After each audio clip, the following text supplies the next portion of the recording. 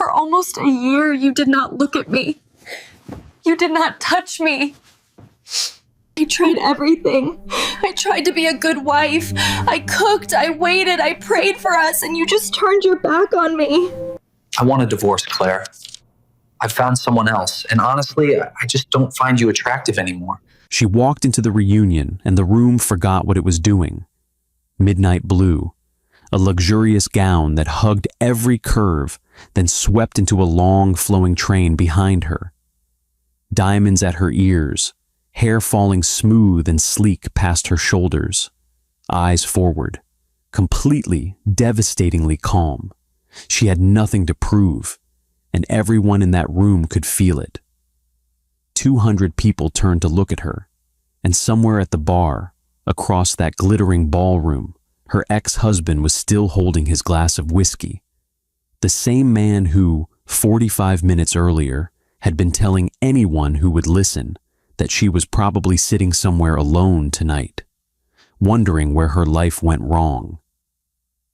He had no idea what was coming, and neither, honestly, did she, at least not in the way the universe had planned it. Because Claire Weston had not planned to attend her class reunion at the Harrington Grand Hotel. But when the invitation arrived and she saw the venue, she laughed so hard she nearly knocked her coffee off her desk. Because she owned that hotel. Not in the way people say they own a room when they walk into it. Not as a figure of speech. Her name was literally on the deed. She had purchased the Harrington Grand 18 months earlier as part of a real estate portfolio expansion. The management team had sent flowers to her New York office. She had smiled, signed the paperwork, and moved on to the next deal before the flowers even wilted. When her assistant held up the invitation and asked if she wanted to go, Claire did not even look up from her desk. She just smiled and said, "Absolutely." But before we get to that night, before the limousine, the frozen faces, and the moment Ryan Calloway understood exactly what he had thrown away, you need to know who Claire Hargrove used to be. Because this story only makes sense when you understand where it started. In college, Claire was the kind of woman people overlooked. Not because she was invisible, but because some people are threatened by quiet strength and choose to stomp on it rather than understand it. They called her nobody. They left her out deliberately. Some were outright cruel, mocking the way she dressed, the way she spoke, the way she always had her hand up in class, like she actually believed her answers mattered. She was not in the popular circle. She was not invited to the parties. She was the girl people whispered about in hallways and smiled past without seeing. But Claire kept showing up, kept raising her hand, kept being exactly who she was regardless of who was watching or what they said. And then Ryan Calloway noticed her. Ryan was the most popular man on campus. Loud, confident, magnetic. The kind of man who walked into a room and everyone turned. But the reason he chose Claire had nothing to do with love. Claire was exactly what he needed. Quiet, loyal, easy to manage. A woman he could stand next to without feeling threatened. A woman he could shape. She simply fit perfectly into his plan. Someone he could subdue. Claire did not know that then. She just thought she had finally been chosen. And she fell completely in love. The kind of love that rearranges you slowly, quietly, without you noticing until you look in the mirror one day and realize you are standing differently, holding yourself differently, taking up less space. They graduated, got engaged, married within 3 years of leaving college, and for a short while, it seemed good, from the outside, at least. The trouble started when Claire began to grow. She joined a small investment consulting firm and discovered something that caught her completely off guard. She was brilliant at it, not just competent, not just good enough to keep the job. Genuinely, surprisingly, astonishingly brilliant. The kind of brilliant that your boss notices and starts giving you bigger accounts, and then bigger ones after that. She came home excited. She talked about ideas. She could finally see a future for herself that felt like it was built on something real. That was when Ryan started to pull away. The more successful Claire became, the more threatened Ryan felt. He could not stand the fact that she was outshining him, that her name was the one people were starting to talk about, that she was becoming someone extraordinary while he was simply staying the same. And so he did what small men do when a great woman makes them feel insignificant. He found someone else, someone who did not make him feel like he was standing in a shadow, someone who looked at him the way Claire used to, before Claire discovered what she was truly capable of. And from that moment, everything he had, his warmth, his time, his attention, his touch, was quietly redirected to another woman. For almost a year, he did not reach for Claire, did not look at her the way a husband looks at his wife, came home late, went to bed early, built a wall so slow and so silent that Claire spent that entire year blaming herself. She stopped mentioning promotions. She stopped talking about accounts she won. She saved her excitement for the 40-minute drive home and swallowed it before she walked through the door. She dimmed her own light, thinking that was the problem. She came home earlier, cooked his favorite meals, was softer, more patient, more present. She did everything a woman does when she is desperately trying to save something that the other person has already quietly walked away from. She was fighting with everything she had. She just did not know she was fighting alone. What she did not know, what she could not have imagined, was that while she was lying there, making excuses for him, he was already deeply and completely involved with someone else, giving another woman everything he had, slowly and deliberately withdrawn from Claire. His time, his attention, his warmth, everything that used to belong to her. And the most heartbreaking part? She had spent that entire year asking herself what she was doing wrong, never once realizing that the problem was never her at all. That is not love. She knows that now. But when you are inside it, it feels like compromise. It feels like being a good partner. It feels like something you choose freely until the day you realize it was never a choice at all. Then one morning, Ryan sat across from her at their kitchen table and told her he was leaving. He had met someone else, someone who, and he actually said these words, looked her in the eye, and said these exact words. Someone who did not make him feel so small all the time. He said it like it was her fault. On the way out the door of their marriage, he reached back and blamed her for the very insecurity he had spent 4 years projecting onto her. Claire did not fight it. She was 31 years old. She felt hollowed out. She was not sure there was anything left in her worth fighting for. She signed the divorce papers. She moved into a studio apartment. She cried for 3 months straight. Cereal for dinner, night after night, because she did not have the energy to cook a real meal. Broken heater she kept meaning to call about and never did. A silence in that apartment so complete she could hear her own thoughts. And her thoughts, at that point, were not kind. And then, on one particular night, the 22nd night to be exact, because she counted, she sat up in bed at 2 a.m. with an empty cereal bowl beside her, and she thought something that she had never quite thought before. She thought, "You know how to do hard things. You have always known how to do hard things. Now do the next hard thing. What happened in the years after that divorce is the kind of story that sounds impossible until you understand one thing about Claire Hargrove. She had always been extraordinary. She had simply spent 4 years of her marriage shrinking herself down so that a man with a fragile ego would feel safe standing next to her. She stopped shrinking, and there was nothing left to stop her. She moved to New York. She joined a private equity firm and worked harder than anyone in that building.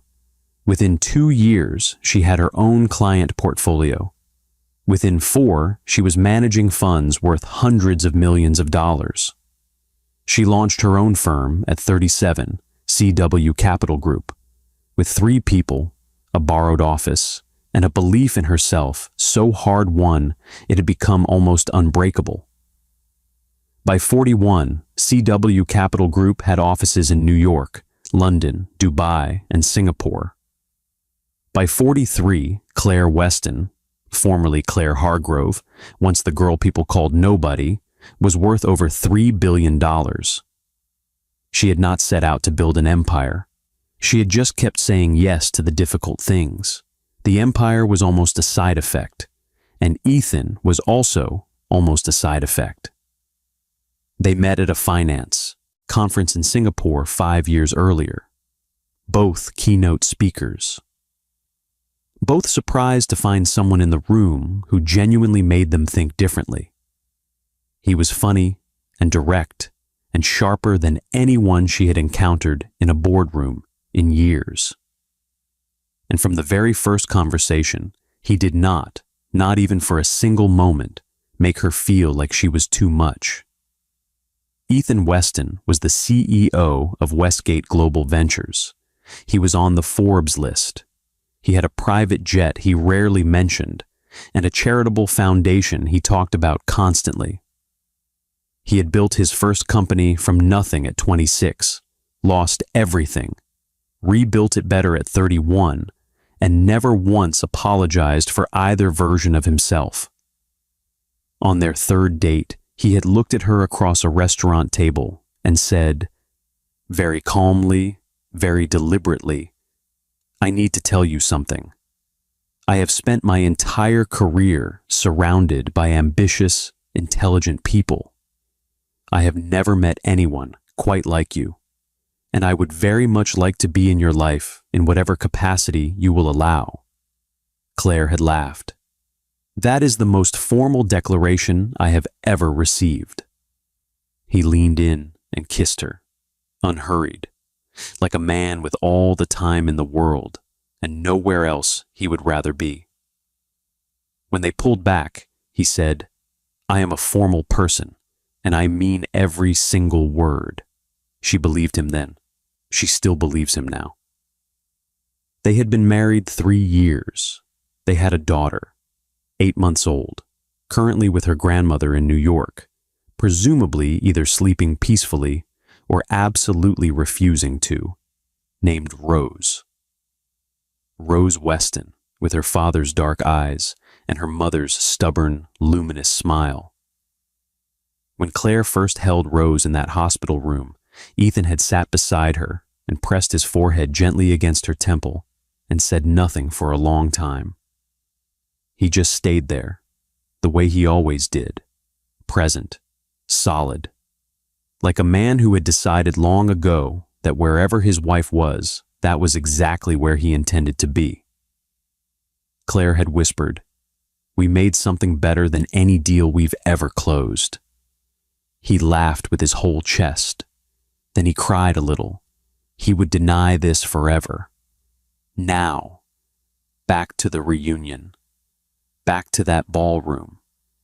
Because while Claire and Ethan were stepping off a Gulfstream G700 at a private airstrip 40 miles outside of Raleigh, the Lakeview Academy class reunion was already in full swing, and Ryan Calloway was already talking. He was at the bar, which was where Ryan had always been most comfortable. He had a glass of whiskey, an audience of 5 or 6 classmates, and that relaxed, easy energy of a man who believed he had nothing to be ashamed of. They were doing what people do at reunions, catching up, comparing lives, filling in a decade of missed chapters. Then someone mentioned Claire. It was a woman named Sandra, genuinely curious, not mean about it at all. Whatever happened to Claire Hargrove? We were close back in school. Ryan shrugged, that slow, easy shrug of a man performing grace. We divorced, he said, swirling his glass like a man with absolutely no regrets. Honestly, I just stopped finding her attractive. She became boring to me, too consumed with her career, always working. He took a long, slow sip. I genuinely wish her well. But if I am being honest, I would bet she is sitting in some quiet apartment tonight, alone, finally realizing what she lost. He smiled and tapped the bar. Some women only understand what they had when it is already gone. He said it like he was the prize. He said it like he was not the man who had pulled away the moment his wife started outshining him. Like he had not been the one who felt so small standing beside her brilliance that he went and found someone who would make him feel big again. Like he had not spent an entire year withdrawing every drop of warmth from Claire while she stayed home cooking his favorite meals and wondering what she was doing wrong. He said it like he had not been the one who killed the marriage. Sandra looked at her drink and said nothing. A man named Marcus nodded the way people nod when they are not really listening. Ryan turned back to his whiskey, satisfied with himself the way he always was. He had absolutely no idea. The first thing that shifted in the ballroom was the energy near the entrance doors. People standing close to the tall front windows saw the vehicles first. 2 black Escalades and a stretch limousine pulling up outside, private plates, security personnel stepping out and taking quiet positions on either side of the entrance. Then the doors opened, and word moved through that ballroom the way fire moves through dry paper. Instantly, completely, leaving nothing unchanged in its path. Is that Ethan Weston? Westgate Global? Are you serious right now? Who is she? Oh my God, is that Claire Hargrove? Claire Weston walked into the Harrington Grand Hotel, her hotel, on her husband's arm. The midnight blue gown caught every light in the room as she moved. The train swept the floor behind her like punctuation at the end of a sentence the whole room had forgotten how to finish. Her chin was level. Her eyes were warm and completely, utterly at ease. She was not the girl they remembered. Or rather, she was exactly that girl, but fully realized. Like someone had taken the girl they had mocked, dismissed, and called nobody, and given her back everything they had tried to take from her, multiplied 100 times over. She held herself differently. She moved through the room differently. She looked at 200 faces she had not seen in a decade, and she smiled. And it was not a nervous smile.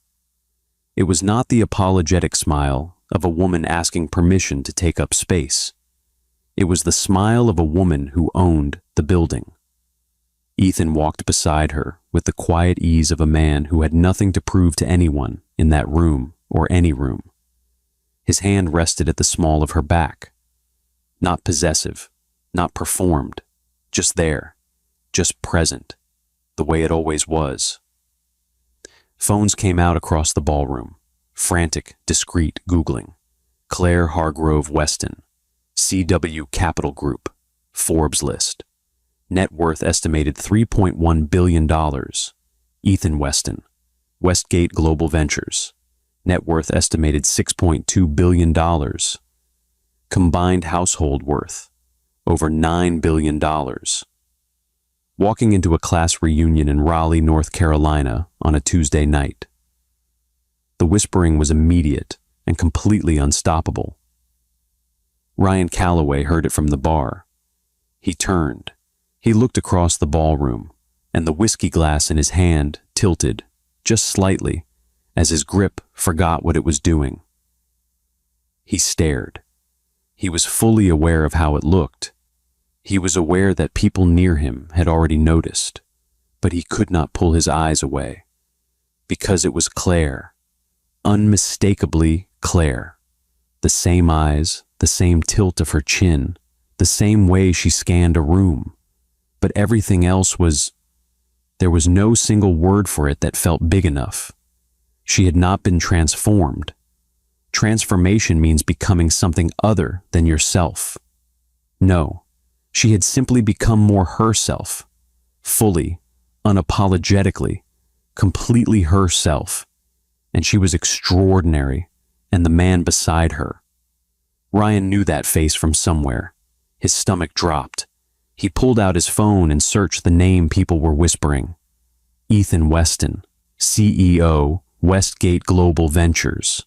Net worth, $6.2 billion. Ryan stared at the screen for a long moment. Because Westgate Global Ventures was not just a name from the news. It was the name on an acquisition proposal that had been sitting on his company's desk for 8 long months. The deal his entire firm had been trying to close. The deal that would save 40 jobs, protect 3 departments, and represent the single most important contract in the company's history. The deal Ryan's managing director had personally asked him to help push forward, because Ryan had told him, had actually looked his director in the eye and told him that he had useful connections.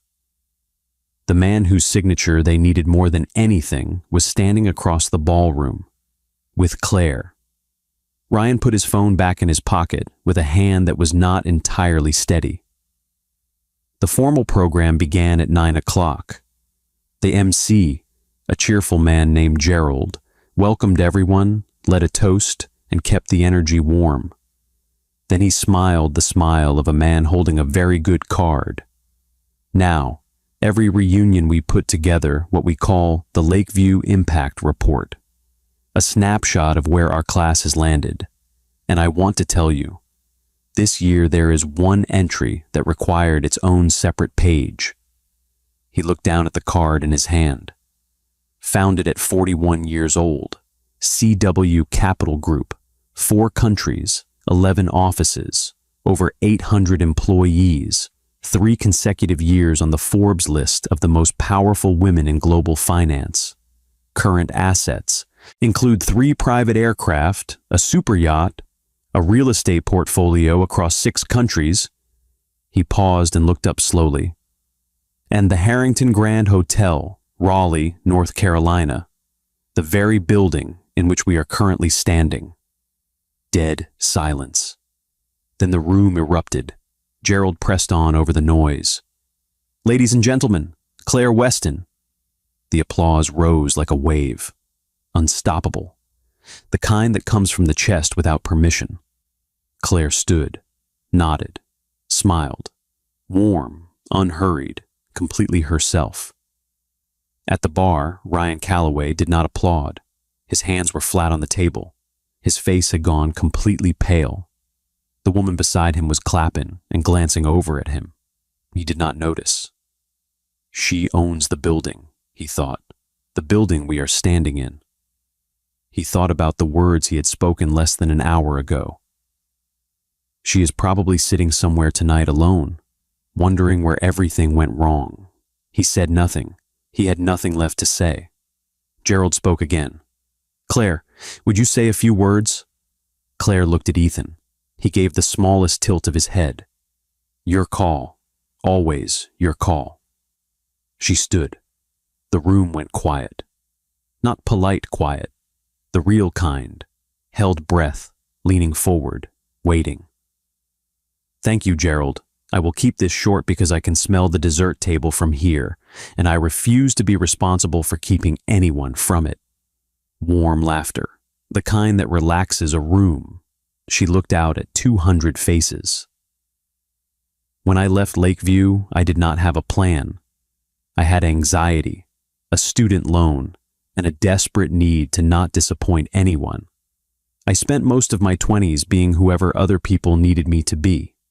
A pause. But in my early 30s, I lost everything I had built. My marriage ended. I moved into a studio apartment alone. I ate cereal for dinner for 3 weeks because I did not have the energy to cook a real meal. And I sat in that apartment genuinely convinced that the best part of my life was already behind me. The room was completely still. Then one night I sat up at 2 a.m. and I thought something that changed everything. She paused long enough for it to breathe. The only voice telling you that you have a ceiling is the voice of someone who was threatened by your height. Someone in the crowd exhaled audibly. That voice was never yours. Someone handed it to you and you carried it, faithfully, carefully. And it was the heaviest thing you ever carried and the most useless. The moment I put it down, everything changed. Not overnight, not easily, but completely. She looked slowly across the room. Whatever that voice has been telling you, that it is too late, that you are too much, that you are not built for something bigger. Hear me when I say this. That voice was wrong. It was always wrong. And the morning you stop living inside it is the morning your real life begins. 1 full second of silence. Then the room rose. All of it. At once. Applause coming from everywhere. Unstoppable. The kind that happens when something true lands in a room full of people who needed to hear it. Claire stood at that microphone with her chin up and her eyes bright. She had not looked at Ryan once. She had not needed to. But Ryan was looking at her, both hands gripping the table, eyes wet, jaw tight. The woman beside him watching him with quiet concern, not understanding a single thing she was seeing on his face. Because how do you explain it? How do you explain what it feels like to watch the woman you walked away from stand in a room she owns and describe in plain, simple words exactly what you did to her, without ever once saying your name, and have 200 people rise to their feet? When the applause was still rolling, Ethan pushed his chair back quietly and walked to the stage steps. No rush, no drama. Just a man who knew exactly where he was going. He stood at the bottom and held out his hand. Claire saw him from the microphone, and her face did something that everyone in that ballroom would try to describe afterward and mostly fail. It just opened. Every wall gone at once, like a woman who had spent years learning to protect herself finally, completely, letting herself be safe. She walked down and took his hand. He stopped on the second step, turned to face her fully, and with every eye in that ballroom watching, he brought her hand to his lips. Slow, deliberate. The gesture of a man who wanted every single person in that room to understand exactly what she meant to him. Then he said something, just for her. Nobody heard the words. But the entire ballroom watched Claire Weston throw her head back and laugh. The real laugh, the full one, the kind that starts deep in the stomach.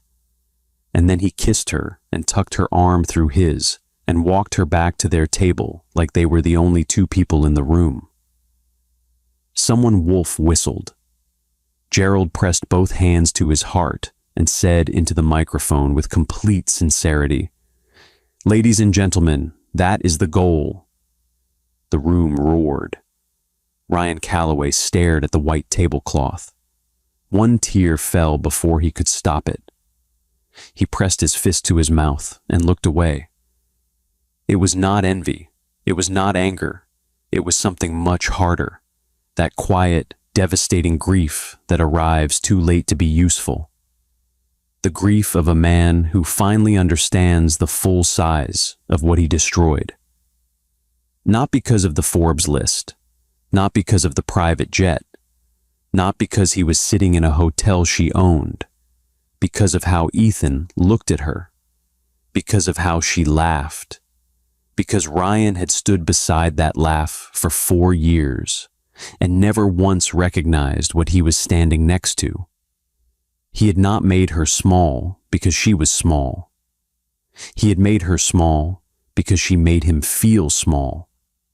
And the entire time, quietly, patiently, she had been containing something extraordinary. She stopped containing it the day she left. He found her near the end of the evening. It took him 2 hours to cross the room. She was standing near the windows with Ethan and a small group, completely at ease, completely herself. Ryan waited at the edge until she noticed him. She looked at him, not cold, not warm, something more unsettling than either. The expression of a woman who has moved so far past something that it no longer holds any power over her at all. "Ryan," she said. "Claire." He glanced at Ethan, who was watching him with calm, steady attention. "Mr. Weston, it is an honor. I work at Crane and McAllister. We have a pending proposal with your acquisitions team." "I know," Ethan said, simply, not unkindly, just a man who already knew everything he needed to know. Ryan turned back to Claire. Everything he had prepared dissolved. "I was at the bar earlier tonight," he said. "Before you arrived. Someone asked about you, and I stood there and told people I stopped finding you attractive, that you became boring to me, that you were probably sitting alone somewhere tonight, finally realizing what you lost." His voice cracked. He steadied it. "I said it like I was the one who was wronged, like I was the prize you could not hold on to. And I need you to know, I never believed any of it, not one word. I knew exactly who you were. I knew exactly what you were capable of. And that was precisely the problem. I was threatened by you every single day. And instead of being the man you deserved, I chose to make you feel like less, so I could feel like more." He pressed his lips together. "I am sorry, Claire. Not for tonight. For all of it." Claire looked at him. This man who had been, for years, the loudest voice in her head, telling her she was not enough. And here he was now, just a man, smaller than she had ever seen him, a man who made bad choices and finally lived long enough to understand the cost. She felt no anger. She felt something quieter than that, something close to mercy. "I forgave you a long time ago, Ryan," she said softly. "Not for you, for myself, because I could not carry it and build what I needed to build at the same time. One last look, steady, clear, final. I hope you are well." Then she turned back to Ethan. He put his arm around her. She leaned into him. And that was all. Ryan walked back through the room alone, past the laughter, past the music, past the life happening all around him. And somewhere near the exit, he stopped and stood still and understood something he should have understood 15 years ago. She had not become extraordinary after him. She had always been extraordinary. He had simply refused to see it. And refusing to see the light in someone does not put out the light. It only leaves you standing in the dark. Gerald announced last call. The jazz band slid into something slow and golden. Couples drifted to the dance floor. Ethan pulled Claire close. She rested her cheek against his chest. His hand settled at her back. They moved, slowly together in the warm light, while the chandeliers poured gold across the room. 200 people who had once called her nobody watched her sway with her husband and felt something shift quietly in their own chests. Something like hope. Something like a reminder that life is so much wider than its worst chapters. 4 months later, Claire was sitting on the kitchen floor of their New York apartment with Rose in her lap. Because Rose had decided the kitchen floor was the best place in the world, and in the Weston household, what Rose decided was law. Ethan was at the counter, making coffee in his old sweatshirt with the hole in the elbow that Claire had been trying to throw away for 2 years. Morning light poured through the window. Rose grabbed a fistful of Claire's hair. Claire winced. Rose found this absolutely hilarious. "She has opinions," Ethan said, setting a coffee cup on the floor beside Claire without being asked. "She has your opinions," Claire said, loud and completely uninvited. Claire looked at them both and thought about the woman who had once sat alone in a cold apartment, convinced the best part of her life was already over. It was not over. It had been waiting. And this man, this light, this fearless little girl, was everything that had been waiting on the other side. They say success is the best revenge. But Claire Weston would tell you that is not quite right. The thing that truly sets you free arrives on an ordinary morning, when you realize you cannot remember the last time you thought about the person who once made you believe you were not enough. Not with anger, not with pain, not at all. You just did not think about them. Claire had that morning. She pressed the old memory gently, the way you press a bruise to see if it still hurts. Nothing, just the city, just her life, just everything she had built stretching out before her like open sky. She went back to her desk and got to work. That was the real ending. The reunion was just the epilogue, and the sweetest stories always save the best for the epilogue. If this story moved something in you, if it reminded you that your best chapter has not been written yet, hit that like button right now. Subscribe so you never miss a story like this one. And drop a comment below. I want to know. What was the moment that hit you the hardest?